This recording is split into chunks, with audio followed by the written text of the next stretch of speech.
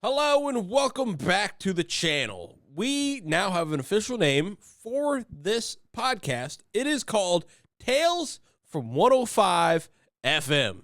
The theme of the channel is we are running a rundown haunted radio station.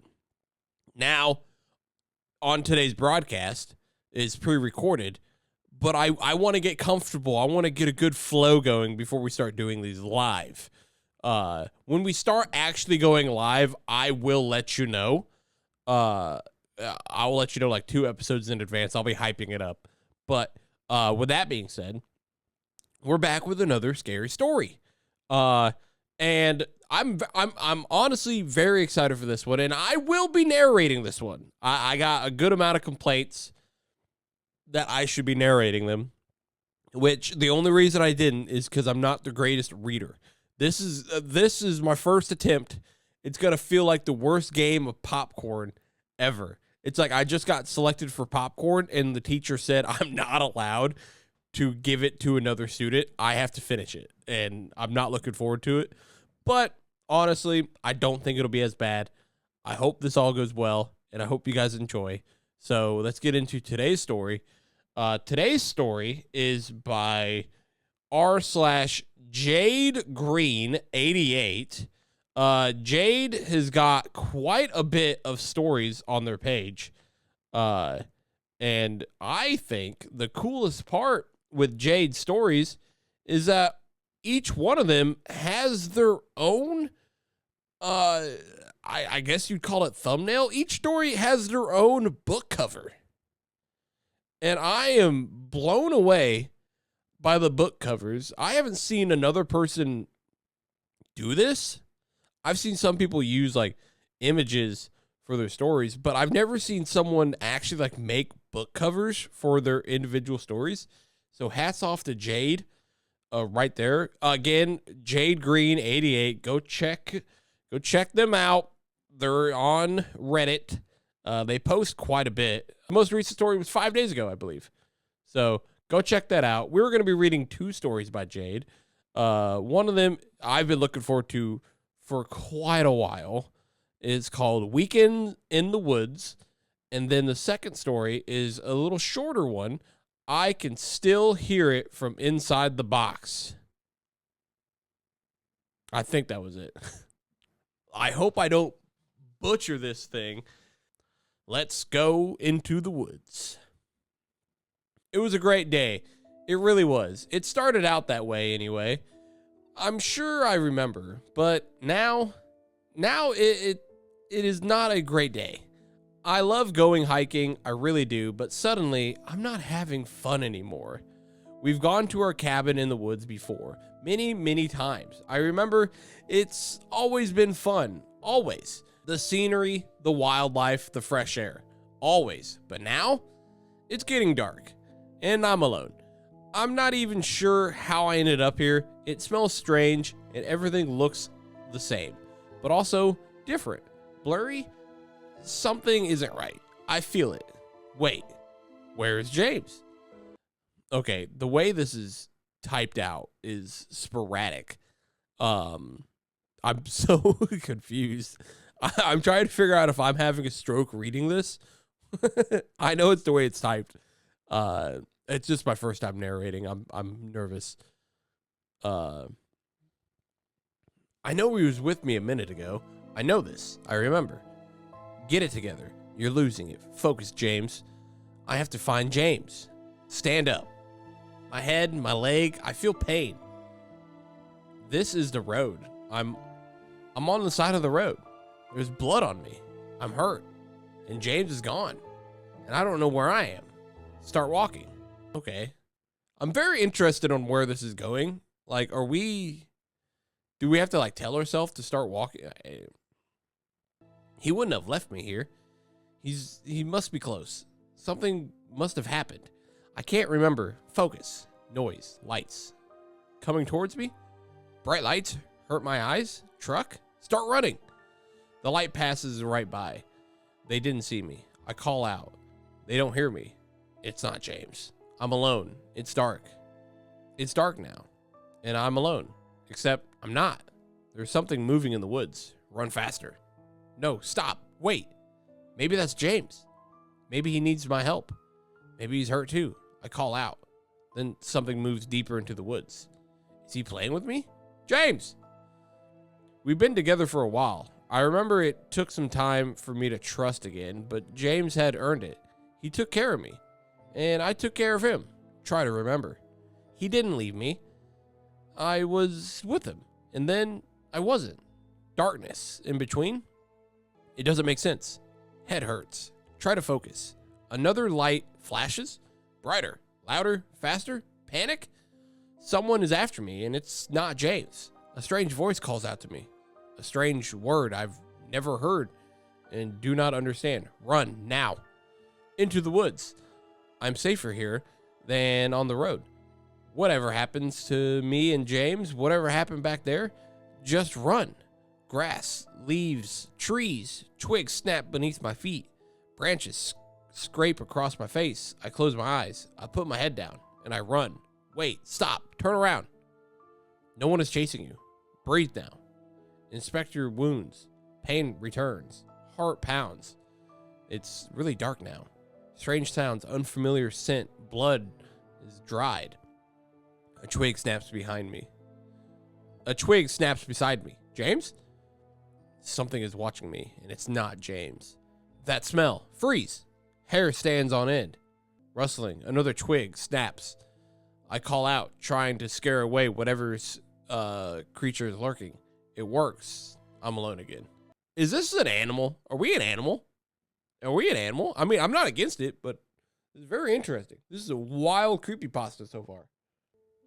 Our cabin must be close by. I'm sure I remember. I inhale deeply.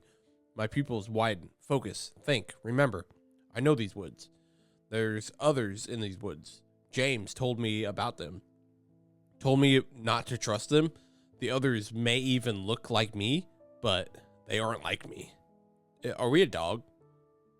And is there like coyotes? Dogs and coyotes? I keep my eyes wide open and then move cautiously through the thickness. I hear screams in the distance. No sleep tonight. I am limping now. The air is cold and the ground is hard. This is not where I belong. I'm not safe. Nothing is right. I feel it. The trees are moving.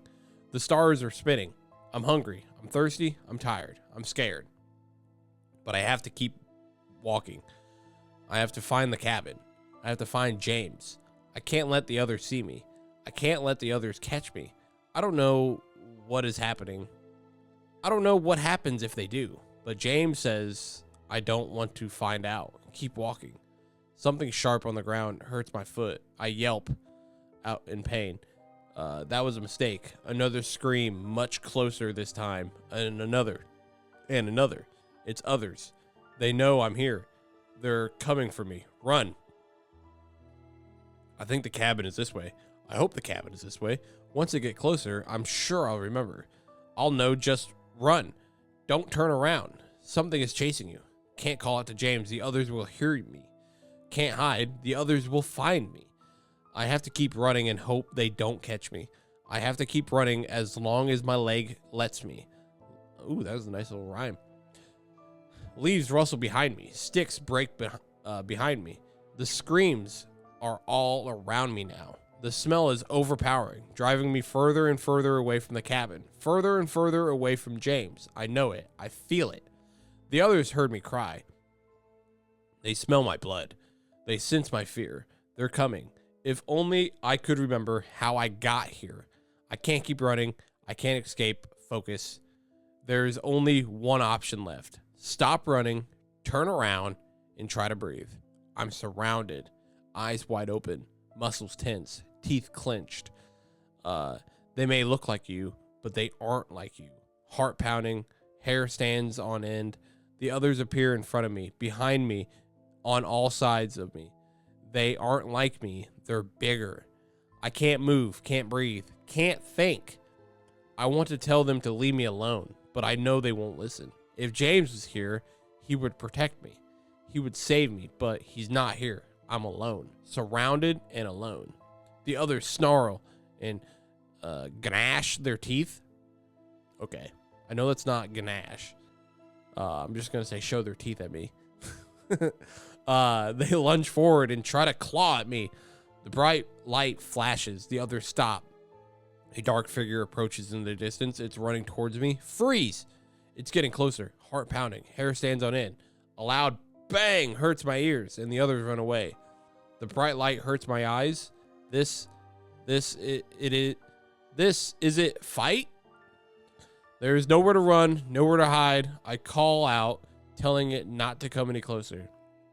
It calls back to me. A word I know. I understand. I remember. Pupils constrict. Inhale. Exhale. Inhale. James! I fall into his arms and he cries. He hugs me. He hugs me harder than he ever hugged me before. It hurts my head, but I don't care. I'm home now. Home with James again. Where I belong. My wounds are dressed and my belly is full. The air is warm and the ground is soft. I'm safe. I'm not alone. No pain. Everything is right. I feel it. I know it. I remember. James says I fell from the truck. He doesn't know how. He went back to look for me, but I was gone. He says he's sorry and he forgives me. He never meant for our weekend in the woods to go this way. I know he wouldn't have left me. He says it will never happen again, and I believe him. I curl up next to James in our bed. He scratches my head, and I close my eyes as he softly says my favorite word, good boy. Yo, that was sick. That was awesome. That was awesome. I was confused on like the writing style here, but like it makes a lot more sense now. And honestly, that was a fun story. I give that I'll give that a 4. Short and sweet. You're a dog. You can tell it's sporadic. It's the way the dogs go. I had a lot of fun with that one. Good job. It was interesting because whenever it was like, oh, others like me, but they're not. That's what made me go like, oh, is this like an animal? And there was like the way it's like sporadic, like you kind of think like, oh, is it like a dog style or whatnot? So we fell out of the truck. That's my biggest fear when it comes to my pug, Rocco. He wants to stand on the side mirror, and I have to like hold him back. Like, you're not getting that far out of my truck. Like, get back in here. But he loves car rides. But if he ever fell out, I mean, as soon as he falls out, I'm slamming the brakes. If I get rear-ended, whatever. I'm going to save my dog because my dog is I can fix a car. I can't fix my pug. I can't fix my pug. No, it was really good. I'm very excited, and that was a lot shorter than I thought. So we might actually read another story, a third one. So we're gonna go ahead. The next story is I Can Still Hear It from Inside the Box, and by God, this book cover. I'm just calling them book covers because it's kind of like the thumbnail. Check this out. It looks so good. Like, this is something I would pull off the shelf just to check. Like, hats off. But all right. Take a drink, and we'll dive deep into this one. Everyone is capable of doing unthinkable things. Yes, even you. Even me. You see, there's this tiny invisible barrier holding us back from crossing the line, from acting out our most evil thoughts, keeping us sane, keeping us from opening the box. I could hear it calling for me inside, relentlessly, eternally. I didn't know where the line was, but I knew when I'd crossed it. I felt it. The moment that barrier broke free within me, silence. I didn't tell anyone. I couldn't feel it growing inside of me, and I still said nothing. I couldn't have done anything instead. I tried to ignore it, pretended it wasn't there, hoped it would go away, but it only got worse. The fear, the shame, the denial, the unrelentlessness pushing towards oblivion. Month passed, and the ugly truth became harder to hide from. I withdrew from the world around me, settling into my isolation like a heavy, warm blanket wrapped around me, a comforting punishment from my sin. What'd she do? Like hard drugs? uh, or did she kill somebody? This thing, it taunts me, threatening to ruin my life, but I knew I couldn't keep it inside forever. It was going to come out, and it was only a matter of time, and when it did, it was going to destroy me. There was no stopping it. I only prayed I'd be alone when it happens, and I was. The violence I tried to conceal finally came spilling out, straining everything it touched. No one heard the struggle. No one noticed or even cared. But that was my fault. That was the way I'd wanted it. No help, no one to save me. I didn't deserve it. What I had planned, what I've been planning was evil. I knew that, but I didn't care. The barrier had already been lifted. The only thing left to do was walk through it, and it would be over soon. I wasn't sure how I was going to do it, but I was sure it had to be done. So I approached a box left open in the back of my closet. Letters, cards, pictures, old movies, stubs. I lifted the box and turned it over, throwing my memories onto the floor that scattered like dead leaves in the wind. I bent down, lifted the item, and I didn't know I was looking for a pocket knife. Oh gosh.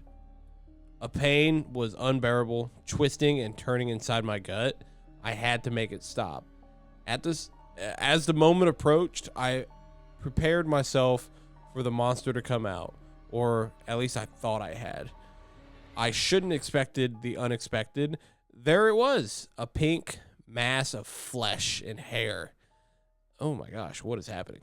A manifestation of my shame and regret. But when finally faced with it, I felt a lot different than I thought I would. I can't say if I had changed my mind or not. I can't remember having many thoughts at all, except one. It's already too late. Silence. The world didn't come crashing down. It stood still. I've gotten what I wanted, and what I did so desperately tried to hide from the truth. I was the monster, but I couldn't bury my secrets now. No one ever had to know what I've done, what I could have done. Oh, what I could have and would have done, but I didn't. So I closed the box, and I won't open it. I'll never open it again. I chose a spot out of the back behind the house and dug down into the dirt as deep as I could. But I still hear it, and I can still hear her crying from inside the box. The cry that never came. Yo! Oh my gosh. That was actually brutal. Oh my gosh, that was, well, god dang, Jade. I didn't want to feel that way at 9:15 at night.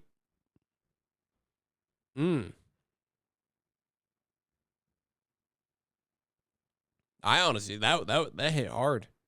I wonder if, I mean, first I thought was like, oh, I'm pretty sure the character here was about to, off herself, but like once she faced it, she couldn't do it, which is awesome. Because I mean, if you're ever going through something, always reach out. You're never a burden to somebody.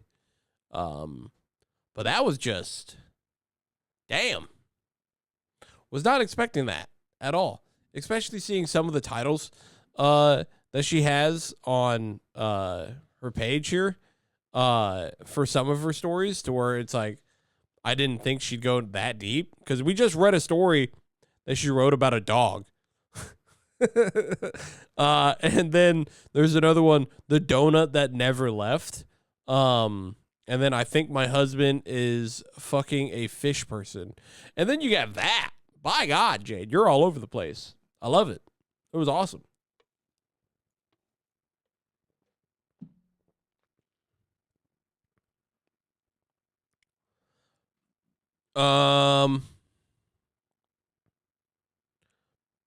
This might be it. I'm not gonna lie. I wasn't expecting these to be so short of a stories, which is not bad. Honestly, these are all short and sweet, and I think that's pretty good.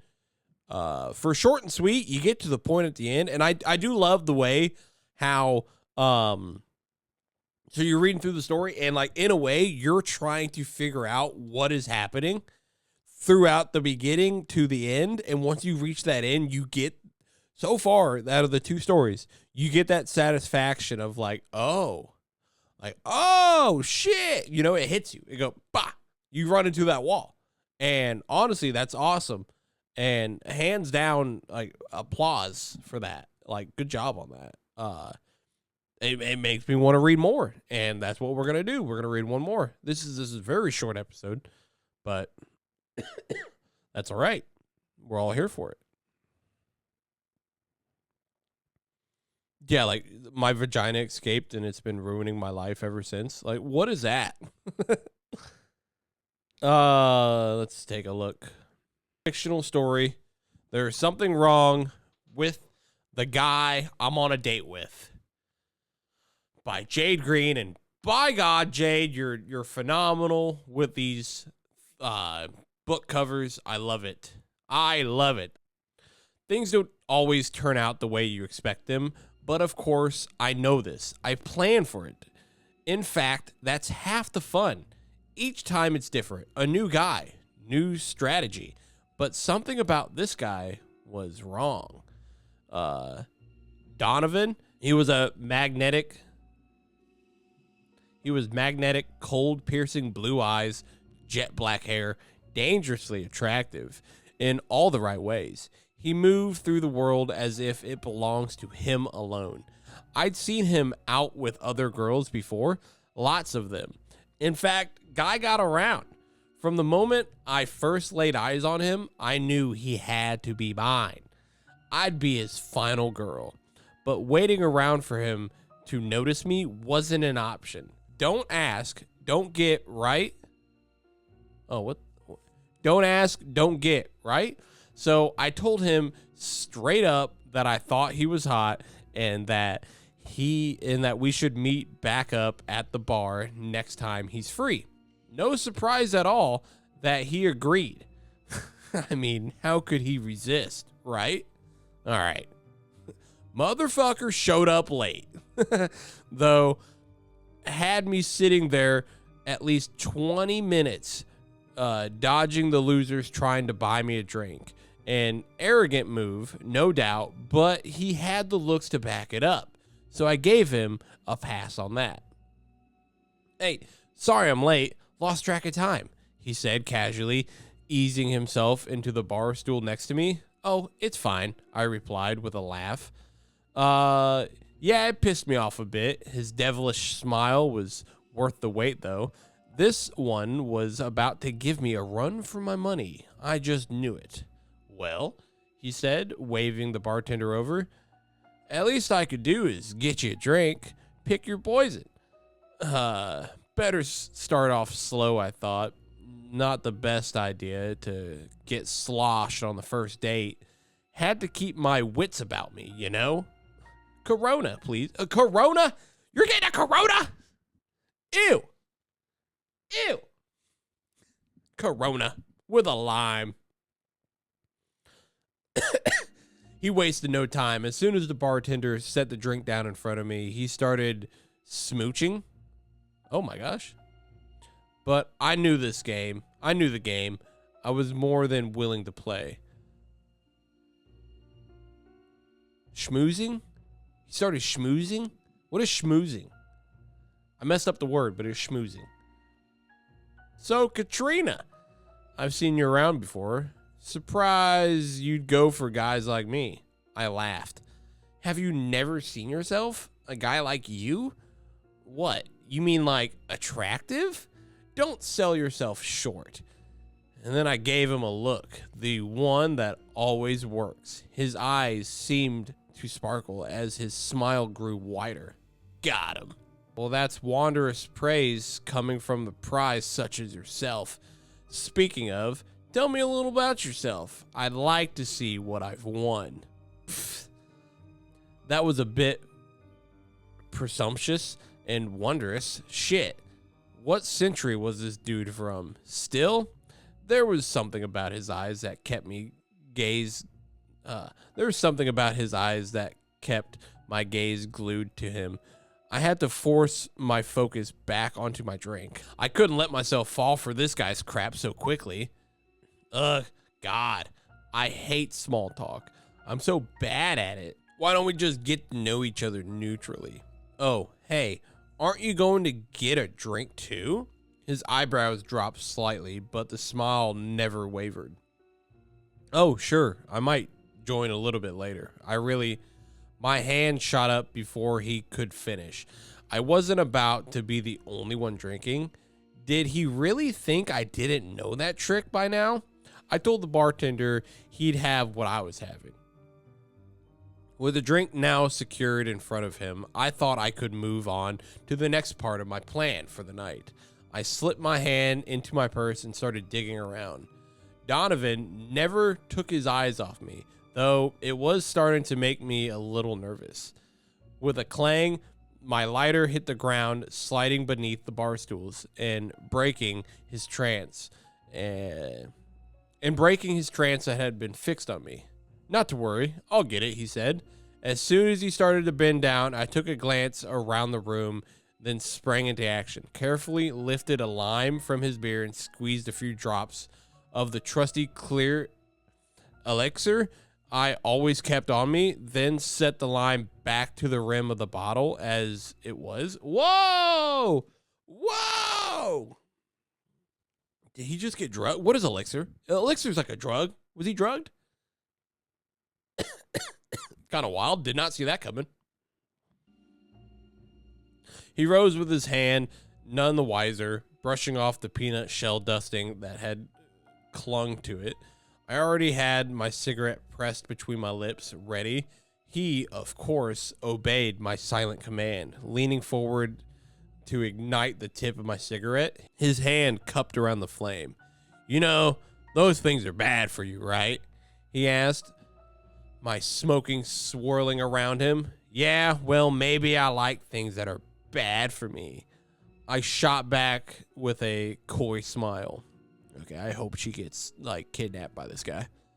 As I sip my beer, my eyes wander to the booth at the back of the bar, the one next to the exit that led out to the alleyway. My preferred choice of seating. It was empty. Perfect. Why don't we move somewhere a little more comfortable, I suggested, nodding to that direction. After a brief pause, he responded, I'd love nothing more. Again with that coy little smile, jawline was working overtime too. And the smell of his cologne was intoxicating. Gosh.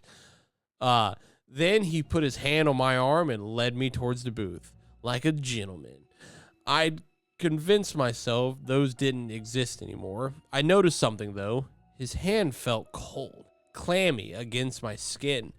Maybe he was nervous. Maybe he actually liked me. For a second there, I thought about keeping this one around a little longer. I mean, it'd be nice to feel loved for once, adored for more than just one night. But realistically, that's just not how shit goes for me. Tried it once, and it didn't work out so great. For either of us. No, at the end of the day, Donovan was like any other predator. Whoa. No matter how charming he appeared to be, too fucking bad. He liked me. Alone is better. What the? So is she gonna kill this guy? Okay. So we're just gonna kill him. So I don't know. This is very interesting because I think from the book cover that Jade made, I think this guy's a vampire. I think this guy's a vampire because there was vampire teeth on the book cover. And clammy, cold hands. He's cold. And a jawline from Twilight. Yeah. I think our main character's cooked. I pulled away slightly. He noticed. Sorry, he laughed. Sometimes I feel like I'm cold-blooded. Oh, God. I just smiled and told myself to stick to the plan. I'd already drugged this drink anyway. There was no going back now. He sat down across from me, wasting no time at all, before he started gawking at my chest under the glow of the lamp above. I was right. Of course, just another sleazeball wearing a pretty face. Oh, so you're judging a book by its cover, I see. Caroline. Was it Caroline? I avoided his gaze instead of fixing my eyes on his drink. He still hadn't taken a sip yet, and I needed him to. The bar would get crowded soon, and I'd have to slip out with him unnoticed before he passed out. I let out a sigh of relief when he finally took the hint and lifted his beer, holding it out in the toast. To an unforgettable night. I fought back a smile, trying to free itself from my pursed lips, knowing those might be the last words he remembered saying. I held my breath as I watched him throw the bottle back and take a huge swig. Even if he didn't drink the rest of it, that should be enough to do the trick, I thought. A slight cough escaped from his throat once he swallowed, and an alarm bell went off inside my head. Oh, fuck. Did he notice? Sorry, wrong pipe, he said, wiping his mouth. I smiled. Phew. If he did, he's too stupid to realize. You know, Cat. Cat, he said softly, leaning closer. Has anyone ever told you how beautiful your eyes are? Always my eyes. Always the eyes. So predictable. It was like these fuckers all had the handbook they read from. Now, granted, I do have beautiful eyes, but they weren't the only thing he'd been staring at all night. Not until that moment. Suddenly, it was like this guy was trying to eye fuck me. And not only that, he wasn't getting drowsy. Like, at all. God damn. What the fuck was I going to do? Oh gosh, thanks, I replied with a giggle, covering my mouth and turning away to fake being humble. In reality, I was scrambling to come up with a way to get him to drink the rest of the beer and to stop looking into my eyes with that. Oh, he's trying to hypnotize her. If it's a vampire, I think they do that, right? They hypnotize you. I've done this. I've done this several times before. Dealt with plenty of losers who thought they were God's gifts. Oh, God's gift. Believe me. But this one just had a vibe about him. Dangerous. Intimidating. A challenge. When I looked back at him, the sparkle was gone. Instead, the eyes seemed darker. This burning hunger radiating from deep inside, reaching out to me, trying to break through my walls. I hated it. Why don't we play a little drinking game? I offered. It's called Never Have I Ever, and it's a really fun way to get to know someone. He let out a weak laugh, like my suggestion had somehow put a hinge in his plans. Yet, he shrugged and lifted the beer anyway with a smile to his face. Very well then. Remind me of how the game is played. Oh, it's super easy. We take turns, each saying a thing we've never done, and if the person has done it, they have to drink. Sounds simple enough. Ready when you are, Cat? Now he's trying to be cute with my name. I seriously couldn't tell if this guy was onto me or into me, but either way, it's pissing me off. Cool. I'll go first then. Never have I ever lied about my age. I totally lied about my age to get into clubs before. I mean, who hasn't? I had feelings this guy had lied about pretty much anything and everything to get into girls' pants, including that. Just as suspected, he smirked at me and then took a sip of his beer. Oh, I got one on the first try, I giggled. So, why'd you lie? To pretend to be older or younger? Younger. I raised my eyebrow. Just how old was he then? Yeah, he's a vampire. I raised my, what? Don't look at me like that. I keep up with my appearance is all. No use to asking. Didn't matter anyway. Okay, I smiled. Your turn. He thought for a moment, his eyes still locked on mine, then said, never have I ever been married. This motherfucker. Good one, I laughed. The tan line is still visible on my ring finger. He must have noticed. Way too observant. And why was that stuff working yet? Shit.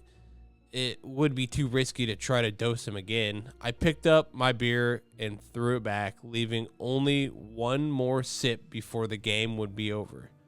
Oh, what happened? I mean, if you don't mind me asking. It's fine. I cut him off. We were young and stupid and tried to make it work for a while, but we just sort of grew apart. All of that was true except the last part, but I didn't need him asking any more questions about me, so I pivoted back to him quickly. But seriously, a guy like you, never been married? I find that a little hard to believe. Very focused on my work, you understand? He answered with a dismissive wave, like he wouldn't be bothered with having a woman around, distracting him. Then why date? I mean, if you don't have time for it, I decided it was time to settle down and meet the perfect partner. Someone felt full of life? Ooh, yeah. Interesting choice of words. Once again, I flashed a fake smile his way while still averting my eye contact. I glanced down at his beer. One last gulp. Maybe it had just settled at the bottom. Time for the trap to snap shut. Fair enough, I said. My turn again. Never have I ever slept with someone on the first date. With a shrug, he downed the last sip. Got him. I was sure that would do the trick, but it didn't. This motherfucker was somehow impervious to the drug. Probably had a high tolerance, but still, that should have been enough to put down two men his size, and he didn't even flinch. My heart started pounding harder as my mind raced through my options. I didn't have a gun or anything, but I did have a knife on me. Although plan B, if I could get him out of the bar and somehow secluded, I could strike him when he's distracted. Lucky for me, it was almost like he read my mind. Ooh. Can vampires read minds? I don't think they can. Can they? Say, Cat, it's a bit crowded in here. Are you up for some fresh air? I think a walk could do us good. I smiled. Actually, Donnie, that sounds perfect. I quickly downed the last swig of my beer and lit another cigarette, and then he and I slipped out the back door. Usually, I'd leave them in some alleyway to be written off as an addict by a cop. That would work. That wouldn't work this time. Things were going to get messy. Nothing about this night was going easy so far, so I didn't expect much else. This guy seriously had been giving me a run for my money, and I needed something foolproof. So where are we going? I asked him. Oh, I figured we'd go back to my place. I've got a bottle of wine we could dip into. No way. I couldn't let him get to the home field advantage like that. I'm not that kind of girl, remember? I said with a giggle. Right, of course. How silly of me. Tell me then, what do you have in mind instead? I took a long drag of my cigarette. Somewhere dark, quiet, convenient. Let's walk down to the pier. You can see the stars so much better out there. And I just love looking at the water. Come on. Oh, it'll be romantic. What do you think? He took a moment to respond, scratching his head like I'd given him some complex math problem to solve. I didn't get why the hell he was making this so difficult. Usually guys were so eager to try to get me in bed. They'd do whatever I asked. Leading them to their doom was an easy walk, but Donovan was making me drag him, and my patience was wearing thin. If there wasn't so many witnesses around, I'd have gutted him right then and there and be done with it. That sounds wonderful, he says finally. Shall we then? He kept his mouth shut during the walk there, thankfully, so did I. Mostly because I needed time to strategize, but also because it was cold as shit out there and I was in a tank top. But the time the dock was within view, I was shivering and I still wasn't sure what I was going to do. To be honest, I sort of zoned out. I didn't even notice that he maneuvered himself behind me. You look freezing, he whispered, startling me back into reality. Here, take this. He swung his jacket over my shoulders, sweet gesture, but he kept his hand placed there. Then he began to squeeze down, the fingers wrapped, pushing against my collarbone. I could feel his breath on the back of my neck. The smell of his cologne surrounding me was intoxicating and insufferable. I tried to swing my shoulders back to push him off, but he didn't let go, didn't budge. Not right away. It was like he barely even registered that I tried to move at all. Hey! It came out sharper than I intended it, but it worked. He let go. Sorry. I don't know my own strength sometimes. Bullshit. He knew what he was doing. Oh, it's okay, I said, resummoning my fake bubbly persona. I'm sorry I yelled at you. I just got out of a bad relationship and all. Remember? Oh, of course, I understand. If he thought he could get one over on me, he was sorely mistaken. Yeah, he was stronger than me, really strong, actually, and strangely magnetic, disarmingly, so I still had one thing he didn't. An ace up my sleeve. He had no idea who he was fucking with. Let's just keep going, I said. We're almost there. I want to show you my favorite constellation. I reached out and took his hand in mine. He smiled. All right, this is very interesting so far. I'm digging with it. It's one of those. There was a movie where this woman who was treated bad, so she goes out and seeks guys who will try to take advantage of women and will off them. So this is 100% this, but this time she just ran into a vampire. Is trying to kill a vampire. I'm waiting for her to have onion ring breath or something. That would be funny if that's what saves her. Oh, I got some appetizers. We got onion rings. Perfect. I'd get him to just walk down the end of the pier with me, stick him in the cartage. Is that the throat? While he was gazing up at the sky, then give him all the little ocean critters a nice meal with a swift kick to the side of the edge. Nobody, no evidence, but it seemed like he was trying to lead me to shore underneath the dock instead. That might actually do, I thought. Less chance of being seen, which was my main concern, but it was going to leave me feeling a little cornered. That wasn't going to be a good thing for him. Might not be so quick. He deserved to suffer, though. I was sure. Just like the rest of them. Each one had to try to take a piece of me before they met their end, and each one would have gone down to do it to another girl if I hadn't stopped them. It's just a fact. Men like Devon never change. Yo, Devon, what are we doing here?